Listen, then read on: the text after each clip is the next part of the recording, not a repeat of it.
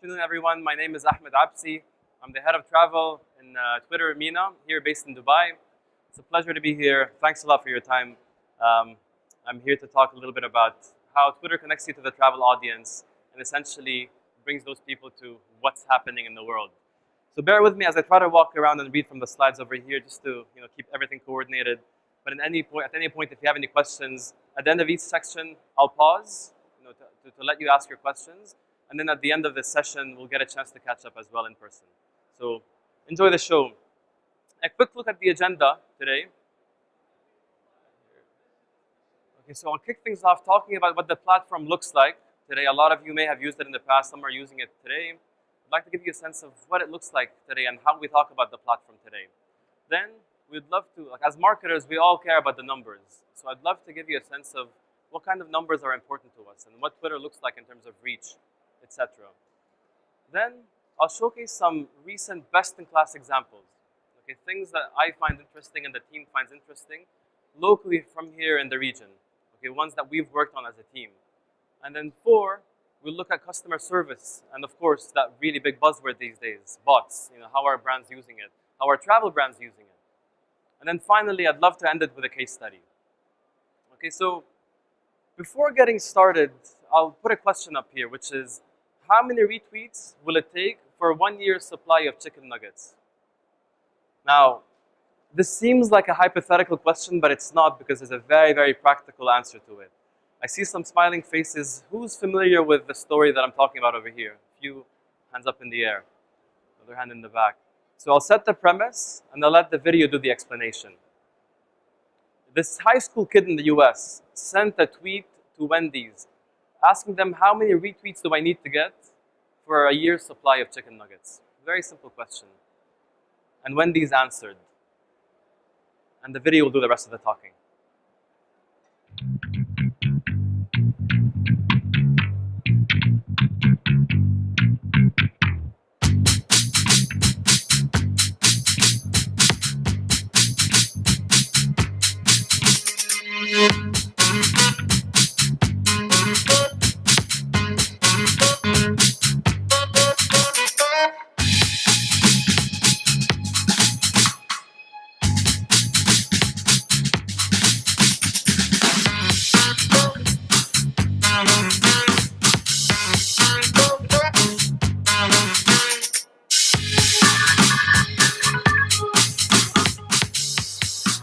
Mine holds a record for 3.3. He's at 2.6. This kid is on my heels. Carter, stop it right now. You mess with the bull, you get the horns.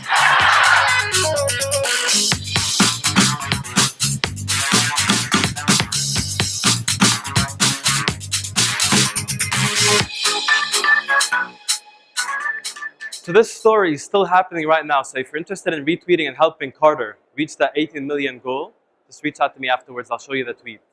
Super interesting to me specifically for one reason.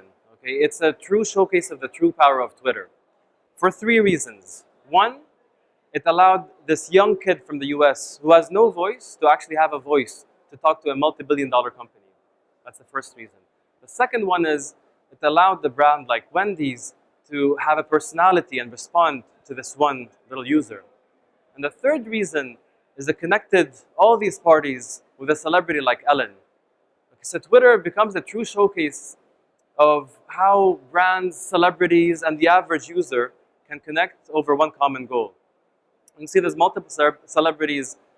I recently learned that even in the region over here, there's a couple of brands that jumped on board with similar initiatives. Etisalat told someone he can get a free supply, I think, of some form of data package for reaching X number of retweets. But then Do also was involved in something similar with charity. So there's all these similar campaigns that popped up just to show you the true power of Twitter and how it brings brands and people together. So jumping into what the platform looks like, when we first kicked things off on Twitter 11 years ago, this is the first tweet from our CEO, Jack Dorsey. As you can see, it's nothing but text. It's 140 characters or less. Okay, and this is how people know the platform. It's 140 characters or less. But the platform's evolved in a very, very big way. From that, back in the day, to this today, which is one of the richest creative canvases you can use. Be it videos, conversational videos, live streaming or 360 live streaming, GIFs, and of course carousels. We'll talk a little bit about the interesting examples later on, but I just want to give you that the canvas really has changed. For everyone that thinks Twitter is simply 140 characters or less, it's a lot more than that now. But at its core, at the very heart of what Twitter is the conversation. So regardless of what kind of creative formats you're using, it's always about the conversation. And that's why when people connect on Twitter, they go to find out things like, you know, when Sheikh Mohammed announced the cabinet last year, he announced it on Twitter. When some Saudi athletes and footballers or any international footballers or athletes want to announce emotions or sentiments, they do so on Twitter because that's where the fans go to find these things out. Or when Elisa, one of the biggest local celebrities on Twitter, announced her album recently, she did so on Twitter. So the summary of all this, if we want to talk about, I don't know if that's me or someone else, but so the summary of all this is, if I want to describe Twitter with 2 words, I'll say that Twitter is what's happening. That's why people go to Twitter. Okay, so having a look at some of the top line numbers and the numbers that we care about as marketers, there's 3 insights. Before I show you the numbers, there's 3 insights that I'm hoping we can walk away with. The first is you can expand your reach with Twitter. Okay. The second is the Twitter audience is an opinionated audience. And the third is the Twitter travel audience is an engaged audience. It's an audience that you as travel marketers should care about. So looking at the first number, or the first insight, the first number we care about is how many people can you reach on Twitter globally. The global reach that you can advertise to on Twitter is 820 million users. These are users that you can reach and target through advertising on Twitter. If you want to expand beyond that and look at the people and the unique users that Twitter touches outside of advertising, so the people that we touch through, you know, tweets that show up on CNN.com, Newsweek.com, etc., other websites that showcase our tweets, the number is actually 1.5 billion people. So the reason I'll talk about this is everywhere you look, whether it's a news network, whether it's a TV that's covering a sporting event, whether it's a newspaper, you're seeing tweets everywhere. Why?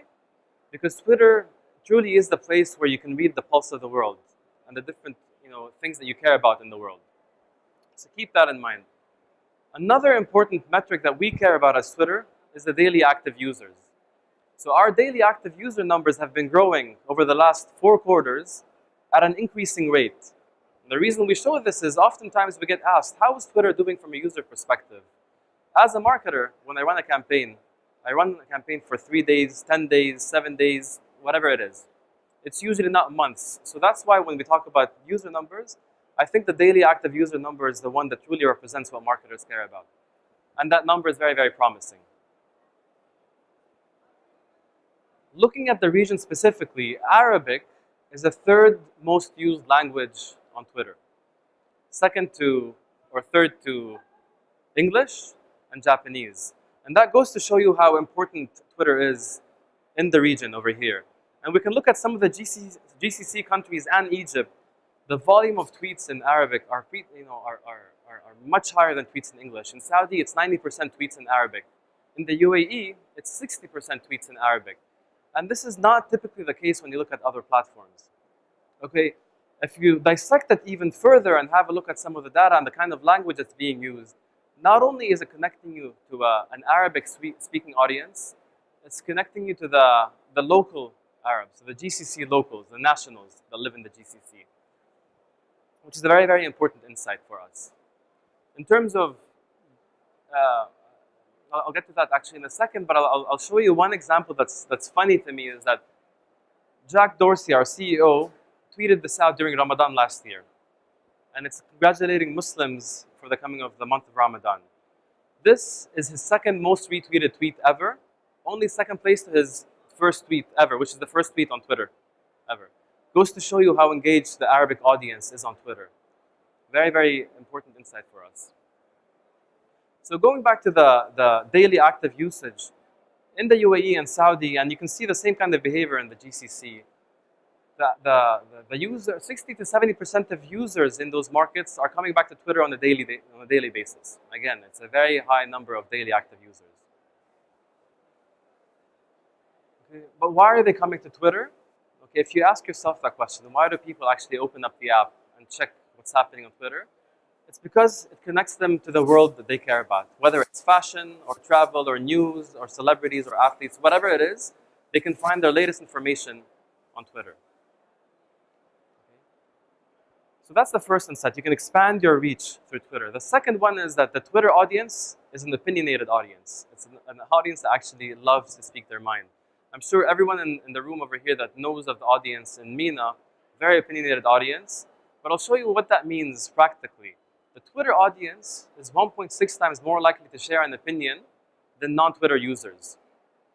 Now you might tell me, yeah, but we know that people in the Arab world are very opinionated. Let's take that to the UK and the US. It's actually a higher percentage, so 2.5 times more likely to share opinions for Twitter users versus non-Twitter users. And I'll cue a video now that talks a little bit about this concept, but please watch the volume in case it's too low. There's subtitles that you can also watch at the bottom. And this is a quote from Nigel Morris, the CEO of Dentsu Aegis, talking about the Twitter audience and why it's so powerful. You have a number of, and I'm not talking about celebrity particularly here, but I'm talking about very influential, very involved, very engaged, and very active people on the platform.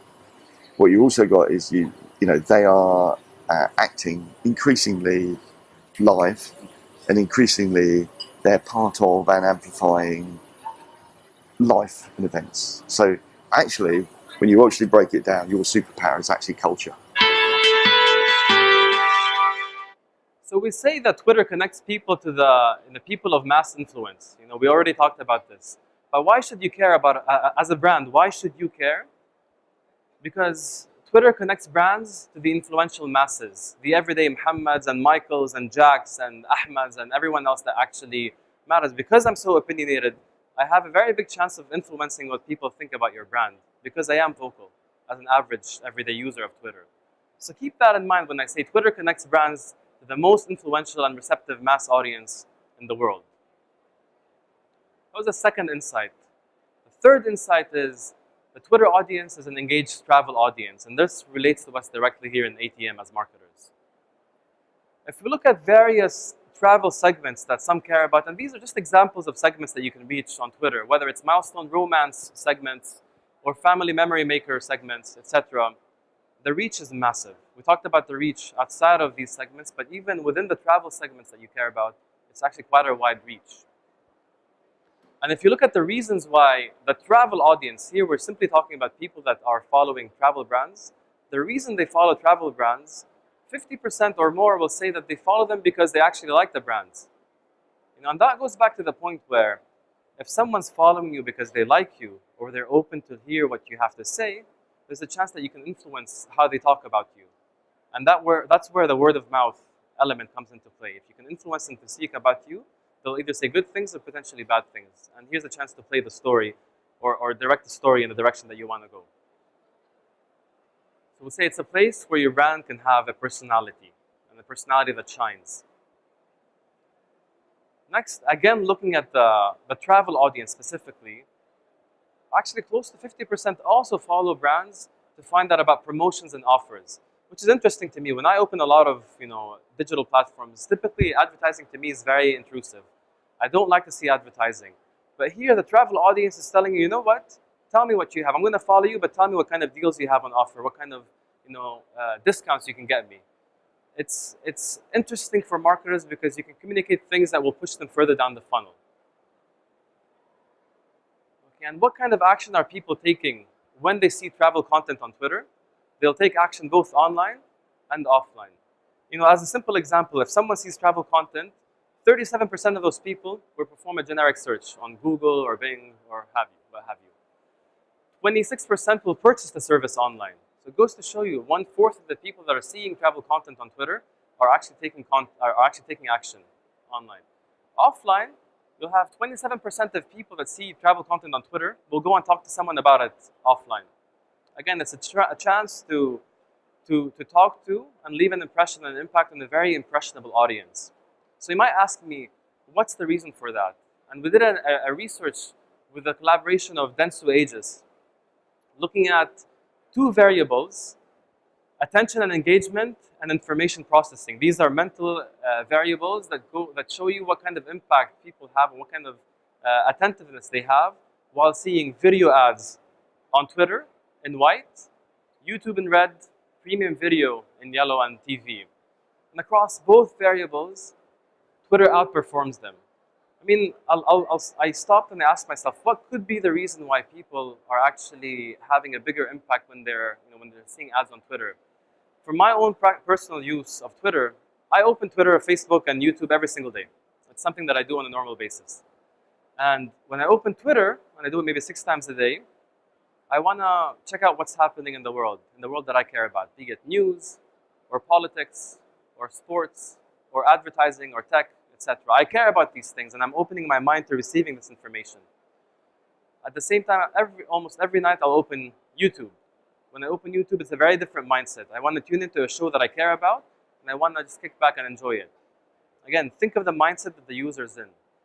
We have another research that we conducted with Nielsen that showed us that 80% of people that do dual screening, meaning they watch a TV show and use Twitter at the same time, 80% of those people will tweet about the show. Okay, so their mind is on both the screen on TV, but also on their small screen in their hand on Twitter.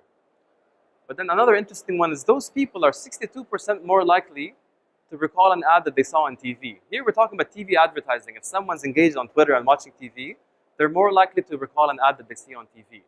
It's quite interesting, this piece of research, and goes to show you, again, the mindset of the user when they're on Twitter. So that was the second insight. Now, sorry, that was the third insight. Now, if I want to quickly take a look at the 3 insights, we talked about the massive reach you can get. We talked about the opinionated users that you can reach on Twitter. And finally, that the travel audience is an engaged audience. As marketers, if your brand can converse on Twitter and have a personality, okay, the question you should be asking yourself is, how are you using the power to drive influence and advocacy throughout the path to purchase, okay, as a travel brand? And this is where I'd like to pause for a second to see if there's any questions in the audience about this specific section before moving on to the next one. Any questions? In any case, I'll be available after the talk if you have any specific questions to me. So, moving along, I'd love to show you some of the recent best-in-class examples from campaigns that we saw here in MENA, from our office, working with different and various brands. And these are around 4 mechanics that we feel inspire and influence and build advocacy for a brand. The first is live streaming, an important one on Twitter. The second is visual storyboarding. It's a really important one across multiple platforms that you're seeing today. The third is driving and owning the conversation. And the fourth is real-time response, which is one that Twitter is very well known for from a lot of different examples in the past. So starting with the first one, it's a small example that I'm sharing by Land Rover here in MENA with a 360-degree live stream that they ran for the launch of the new car that they had. And what they did was, at the launch event, they had someone narrating what was happening at the event. You can see that on the right, showing people, this is what's happening on the ground, join us, enjoy the show, etc. But then beyond that, they were showcasing the inside of one of the cars and truly showing the value proposition that Land Rover has to offer, right? It's a very visual, use case of this medium. And if you think about it, in tourism and travel and hospitality, we're in a very, very visual field. So the idea of using this to help people get some experiences through Twitter, through a live stream, is actually immense. The opportunity is really, really big. It's a nice example from Land Rover. The next one is by the Intercontinental Hotel. And it's one that was advertised here in MENA around the hashtag Intercontinental Life. And it's using a format called the promoted moment. Now it's similar to the various stories that you'll see on other platforms. It's a very visual format that allows you to combine tweets that have videos, images, GIFs, text, pure text, etc. Very, very nice visual way of showcasing the various value propositions that you have. Super easy to aggregate. Anyone can open Twitter today and create a promoted moment. Next example is the Be My Guest campaign by Visit Dubai. Here, Dubai Tourism was working with Bollywood icon Shah Rukh Khan on a video that showcased the different elements of Dubai for the various audiences around the world. What they wanted to do with this campaign on Twitter specifically was they wanted to get people to watch the video, but to also build virality behind it by sharing that video. And the way they did that was they invited users to engage with this conversational video ad, which if you see underneath the video, I'll see it in a second a bit more clearly. There's a button that users can use to tweet out on behalf of the brand. So you watch the video, you get a chance to engage with the button underneath the video, and when you do that, it pre-composes a tweet on your behalf that you can send out. You see now, you click that button, pre-composes the tweet, and here Dubai Tourism was inviting users to share where they're watching from for a chance to visit, get a ticket to visit Dubai. Quite a compelling value proposition, obviously. Everyone's going to want to participate because of the potential outcome. But again, what happens is if I share that out on behalf of Visit Dubai, all my followers will see it. All my followers will see the same ad. And their followers will get a chance to engage in the same way. And that's how you build virality with a video. So remember this format, the conversational video ad. Super interesting one. The last example that I'll show is one by Emirates. And we all know about the electronics ban with Emirates. What's impressive about this specific tweet and this specific response is that it came out within 24 hours. It was super quick to come out, and it came out on Twitter first. And that's why it drove a lot of reaction on Twitter, because of the open nature of the platform. Someone sees this, they retweet, and all their followers see it. And here was the response to the electronics ban. This thing has so many games and so many movies, it's crazy. Yeah. Hi, madam. Would you like to go back to your seat now? Oh, no, I'm good.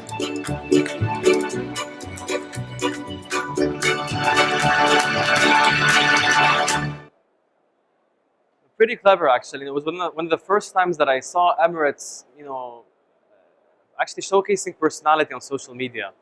It's one that was atypical for them, and that was very, very delightful. And you see a lot of the comments of people responding to this were actually a lot of excited comments. So what's exciting here is the real-time response really showing a personality by the brand. Summarizing 4 mechanics that we talked about: live streaming, visual storyboards, driving conversations, and the last one is real-time response. And you notice across every single one of those, it was a video-based format. And why do I mention that? Because video truly is the easiest way you can communicate with your audiences. This is a very it's a big expectation now from audiences that you'll talk to them in video, because it's so easily consumable and snackable. But there's one more important mechanic to talk about in terms of building advocacy, and that's customer service. Before I move on to the next section of customer service, any questions about these formats, the 4 formats? I'll take it afterwards. Okay.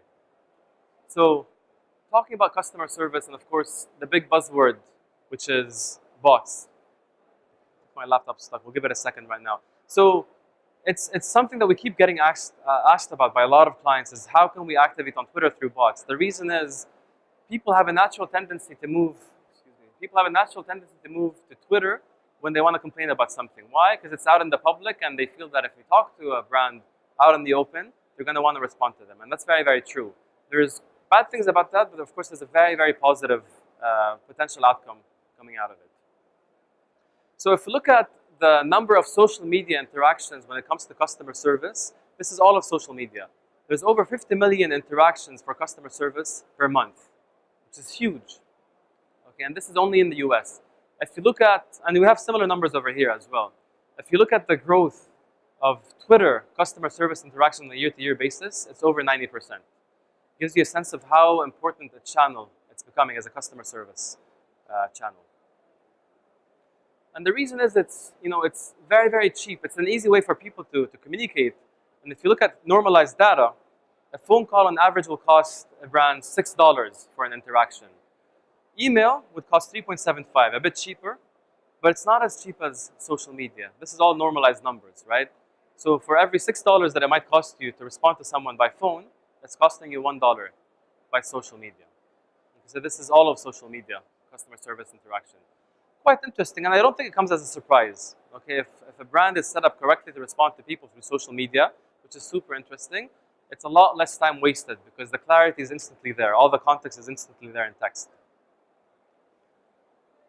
So why is that important for Twitter specifically? Is that there's a 40% increase in likelihood for a person to tell their followers and their friends about a customer service experience that they had. Okay, so if I interact with your brand on Twitter, there's a 44% higher likelihood that I'll share this experience, both online and offline. What's even more interesting to me is that if I have a positive interaction with your brand, there's a 30% increase in likelihood for me to recommend your brand. Okay, and this talks about the Twitter users. So just some practical insights, and I have 3 different segments over here: airlines, pizza, and phone plan. The potential for upselling revenue, okay, increases depending on how quickly you respond to people. So there's always an opportunity when you're responding to someone on customer service to upsell them and offer them additional services. Looking at on the far left with the airline example relevant to us, if the response comes after 6 to 7 minutes from when the request first comes in, the potential of getting revenue from it on average is $2.33. When you respond in less than 6 minutes, that potential goes up to almost $20. Goes to show you how important it is to respond super quickly to someone that's coming in to ask you about something or to complain about something. Okay, so there is a positive side to that story. And what comes in even more rapidly than a human response, of course, is bots. And I think this is where bots play a very important role. So I'll show you 2 examples from bots. One here from the region with Volkswagen, Middle East. Super interesting example because it combines 2 things. A bot that shares information with users, okay, but also does something else, which is collecting lead information so that that user can be contacted later on for the chance to be upsold on something or to book a test drive. And here's what the experience looks like. Okay, as soon as you get the Volkswagen Middle East's profile page on Twitter, you get a chance to tap that message button, which takes you directly into the direct message. So the conversation goes from public to private right away. There's no need for things to be out in the open. Okay, and here, it's not super clear, but right away the user is faced with a bunch of options. English or Arabic, I chose English. Then I chose Discover the Volkswagen World. I'm prompted with a few facts underneath. Let me see if I can point them out. Underneath over here, you're getting all sorts of options. View models, I can choose the SUV that I care about, etc. And the interaction's all super seamless. All these answers are instantaneous. As soon as I interact with it, it's feeding me back images. And in the case in this case, they're also sharing videos where they can, again, we're talking about upselling, right? You want to show the full value proposition that you have on offer. And this goes, so you can watch the video within the direct message box. And there you finish watching the video, it'll prompt you. Do you want to leave us your information so we can call you to book a test drive? And that's the next step right after this. Volkswagen, das Auto. You'll see it coming up now. So is this the car you want to test drive? Back, you go back and you can check something else, sports cars, etc. The point is, the applications are endless. The way it works is just logical decision trees. The first response triggers another set of questions. The response to those triggers another set of questions, etc. So the way you build it with the various media formats that you'll have in it, etc., can truly showcase a story and can truly, upsell, let's say, the value proposition that you're trying to put forward. We've seen it being used by Pizza Hut globally, being used for The Economist for subscriptions, also globally. But then another example relevant to us here in ATM is an example by Air Europa, where they allow you to use a bot to subscribe to a flight to get some more information. And I'll show you what it looks like in video, but bear with me, it's in Spanish, but I highlighted the things that are important in English. Here, you're invited to subscribe to to the bot with your flight number. And once you do that, you get a response. You'll start getting updates about the check-in counter you need to go to, or the gate number that you need to go to, or get flight status updates. And finally, when you arrive, you get information about which carousel your bag is going to come out on. Okay, Very simple use case, but very, very powerful. Dubai Airports actually has something similar that I discovered recently. If you subscribe to a flight that you're taking on Dubai Airports, you subscribe to it through Twitter, they'll send you frequent responses on Twitter that are automated, giving you flight status updates. Quite an interesting way of using it. Very simple, but very, very powerful if you're keen to know what's happening with a flight or flight delays. So to summarize the section about customer service, maximizing the opportunity for customer service involves you responding very well to the person, and respond to everything, and of course, respond super quickly. And I think this is where bots could come in very, very handy. Okay, any questions up until now? Yes.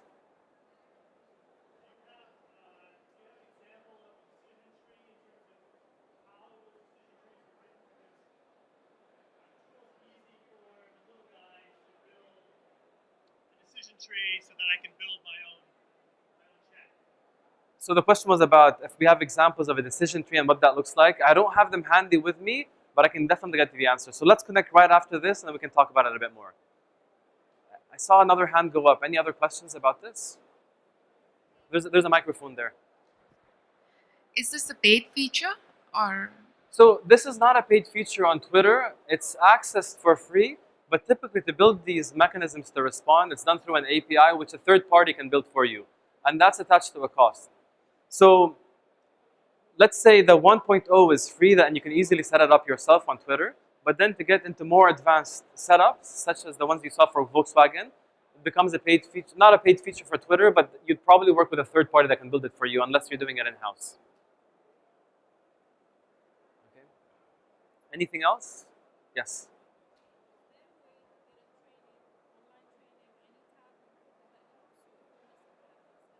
Okay, so the question is if there's any kind of training that's available on bots and customer service. There's plenty of material, and again, let's connect maybe afterwards, and I can share that with you. So the last section that I'll talk about, we talked about Twitter as a platform today. We talked about the numbers. We talked about the recent best-in-class examples. We talked about customer service and bots, and I'd love to close off with a case study that I was personally involved in, and that's why I'm very passionate about this. And it's one that involved Emaar. Okay, so every year, Emaar runs one of the most impressive fireworks shows in the world.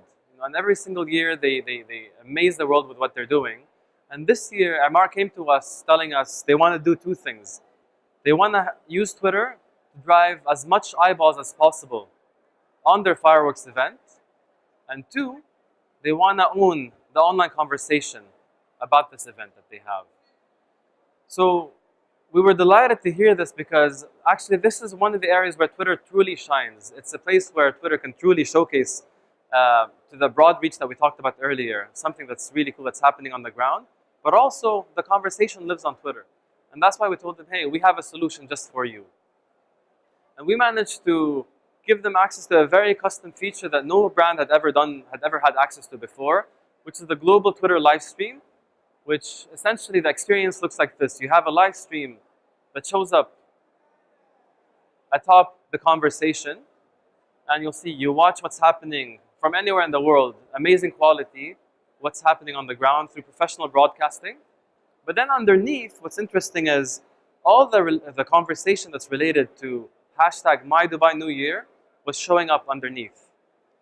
And then you can't see it over here, but at the bottom of the screen, there's a small text entry box. If you use that, automatically Twitter appends the hashtag so that the conversation keeps on going and you're gathering everyone's responses to this specific event in that one place. We got a fantastic result, and actually we worked with an agency called Latitude to execute on this. And here's the video that they put together to showcase what the campaign looked like and the various phases that we used to make this a big success.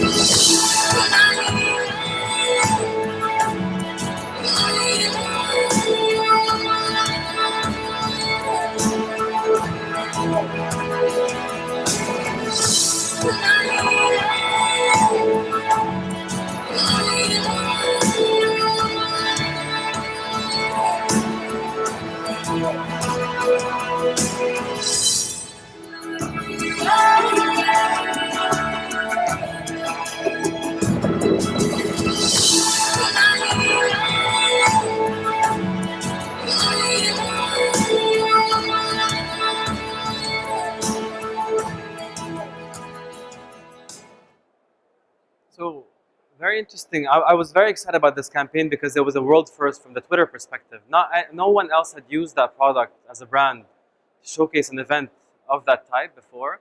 But I think what's even more impressive and more important to me than the millions of impressions and millions of views that we generated was the actual outcome of it. And when you see tweets like, I think I'm going to have to read them from the screen.